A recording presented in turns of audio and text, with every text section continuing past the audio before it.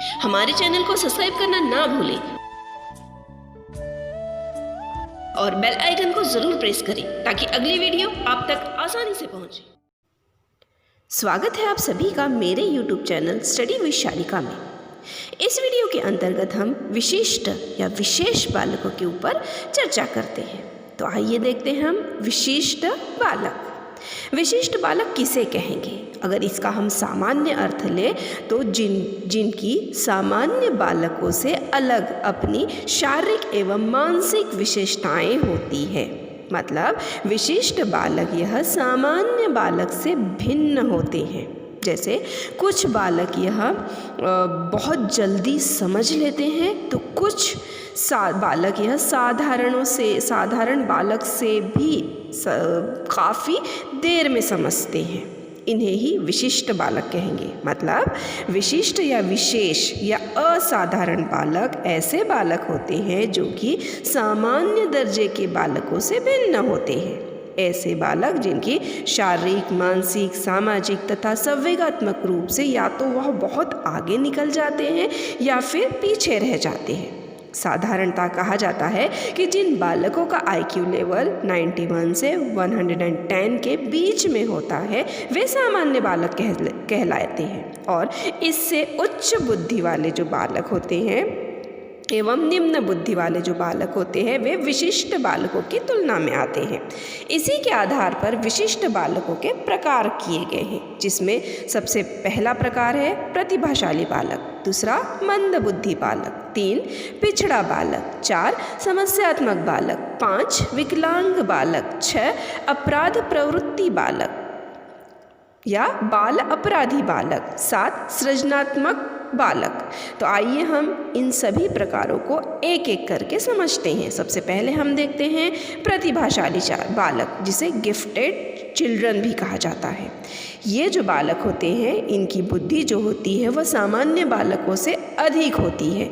मतलब साधारणतः इनका जो बुद्धि लब्धि होता है वो 140 या 140 से अधिक होता है।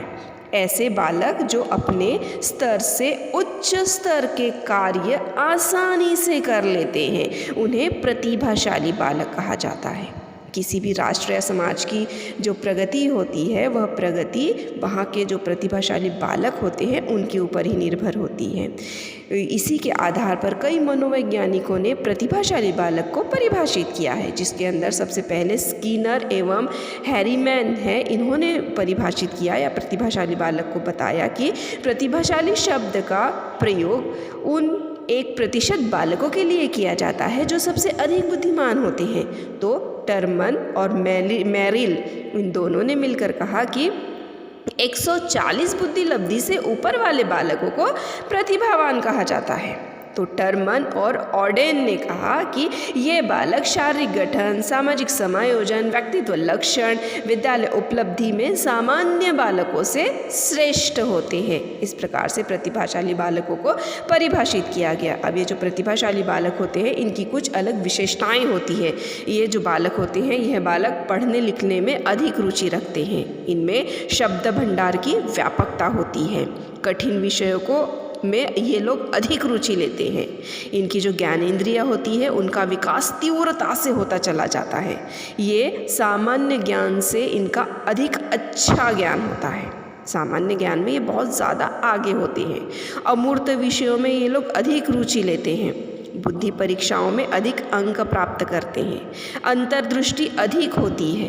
क्रियाकलापों में भिन्नता होती है। समस्या समाधान में ये लोग शीघ्रता दिखाते हैं। इनकी तीव्र तर्क शक्ति होती है। विद्यालयी कार्य व गृह कार्य करने में ये शीघ्रता दिखाते हैं। नेतृत्व की क्षमता इन लोगों में होती है। सामाजिक और संवेगात्मक दृढ़ता इनमें पाई जाती है। बुद्धि लब्धि इनका 140 से अधिक होता है। यह स्वतंत्र निर्णय लेने की क्षमता रखते हैं। ये जो प्रतिभाशाली बालक होते हैं इनके शिक्षण हेतु सबसे सर्वश्रेष्ठ विधि मानी जाती है प्रयोजन विधि। मतलब प्रोजेक्ट मेथड ये सबसे सर्वश्रेष्ठ विधि है इनके शिक्षण के लिए। इसके अलावा निगमन विधि, ह्यूरिस्टिक विधि, प्रयोगशाला विधि, इन विधियों का भी प्रयोग करके प्रतिभाशाली बालकों को हम शिक्षण दे सकते हैं, शिक्षित कर सकते हैं। उसके बाद में दूसरा प्रकार आता है सृजनशील बालक। यदि किसी बालक में मौलिकता, साहस, लगन जैसे गुण पाए जाते हैं तो वह सृजनशील बालक कहलाता है। ऐसे जो बालक होते हैं वो कामयाबी के पीछे नहीं भागते हैं, यह हमेशा काबिल बनने के लिए ही कार्य करते हैं। यह किसी भी विषय को लेकर नवीन चिंतन करते हैं और मौलिक वस्तुओं का भी निर्माण करते हैं। ये जो बालक होते हैं ये भयमुक्त रहते हैं और असंभव कार्य करने के लिए सदा उत्साहित रहते हैं।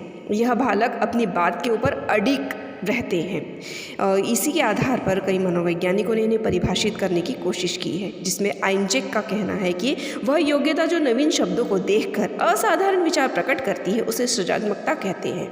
तो स्टेगनर ने कहा है कि सृजनात्मकता से तात्पर्य किसी आंशिक नवीन वस्तु का उत्पादन से होता है। इसी के आधार पर सृजनात्मक बालक की कुछ विशेषताएँ हैं, जिसमें नवीन चिंतन की इनमें योग्यता होती है, मौलिक निर्माण की इनमें योग्यता होती है, स्वतंत्र निर्णय लेने की क्षमता इनमें सबसे ज़्यादा होती है, रचनात्मक कार्यों में ये लोग रुचि लेते हैं, धारा प्रवाहित या नियंत्रितता इनमें दिखाई देती है, नवीन आविष्कार में ये लोग रुचि रखते हैं। सृजनात्मकता के कुछ तत्व है जिसे अलग अलग मनोवैज्ञानिकों ने अपने अनुसार सृजनात्मकता के अलग अलग तत्व बताए हैं, जिसमें बाकर मेहंदी जो है उन्होंने बताया है कि सृजनात्मकता में 3 प्रमुख तत्व पाए जाते हैं। 1 मौलिकता, 2 प्रवाहितता, 3 लचीलापन।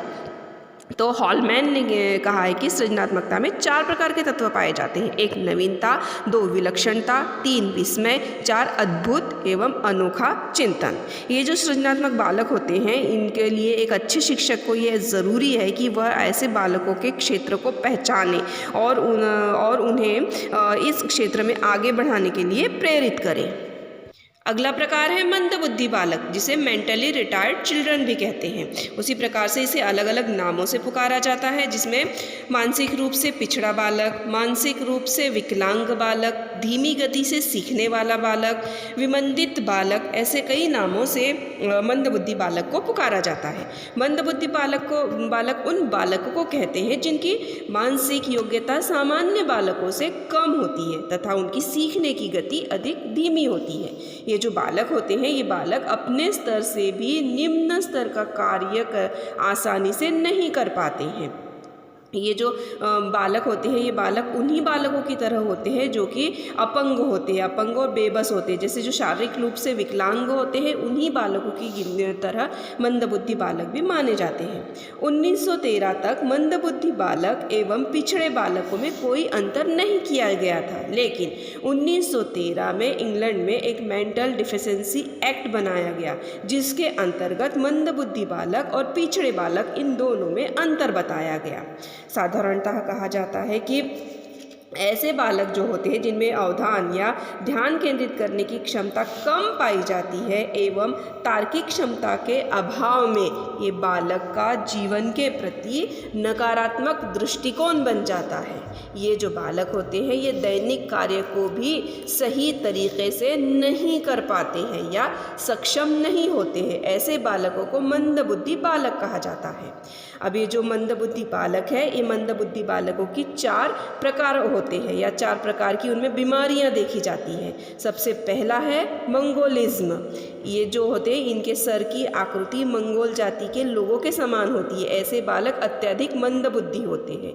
दूसरा है क्रेटिनिज्म। इनका शारीरिक विकास अधिक से अधिक 3 फीट तक का होता है एवं कान जो होते हैं इनके बहुत बड़े होते हैं। तीसरा बीमारी है हाइड्रोसिफेली। इनका जो सर का आकार होता है वह 26 से 28 इंच की परिधि में होता है एवं ये मानसिक रूप से मंदबुद्धि वाले होते हैं। उसके बाद चौथी बीमारी है माइक्रोसिफेली। इसमें सर का जो आकार होता है वह 9 से 10 इंच तक होता है एवं ये मंदबुद्धि होते हैं। ये जो मंदबुद्धि बालक है इनकी कुछ विशेषताएं होती हैं।